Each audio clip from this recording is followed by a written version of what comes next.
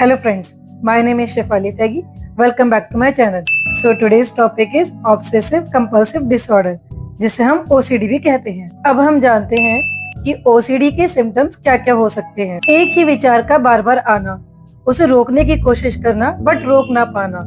कुछ समय के बाद वो विचार थोड़ी देर के लिए रुक भी जाते हैं, लेकिन बाद में हमें उनसे उलझने महसूस होती हैं। अक्सर विचार के अनुरूप कार्य करने के लिए बाधित होना, और अगर नहीं करते हैं तो हमें बहुत ज्यादा बेचैनी और परेशानी का अनुभव होता है। अगर वो काम हम बार बार करते हैं तो उससे थोड़ी देर के लिए उलझने, बेचैनी और परेशानियां शांत हो जाती हैं, लेकिन फिर वो कार्य करने के लिए हम बाधित हो जाते हैं। यह डिसऑर्डर एंजाइटी डिसऑर्डर की श्रेणी में आता है। जब विचार के अनुरूप व्यक्ति बार बार काम करता है तो उसे कंपल्सन कहते हैं। विचार और कार्य अलग अलग लोगों में भिन्न भिन्न होते हैं। अब हम जानते हैं ऑब्सेशन क्या होता है। दिमाग में गंदगी का विचार आना, किसी वस्तु या व्यक्ति को बार बार छूने का विचार आना, बार बार किसी शब्द या विचार का उच्चारण करना, बार बार गिनती करना, प्लस करना या कुछ लिखना, इसका विचार आना कि ये गलत हो जाएगा, बार बार ताला चेक करना और ये देखना कि हमने ठीक से दरवाजा बंद किया है या नहीं किया है, उसे खोलकर दोबारा बंद करना। अब जानते हैं कंपल्सन किसे कहते हैं।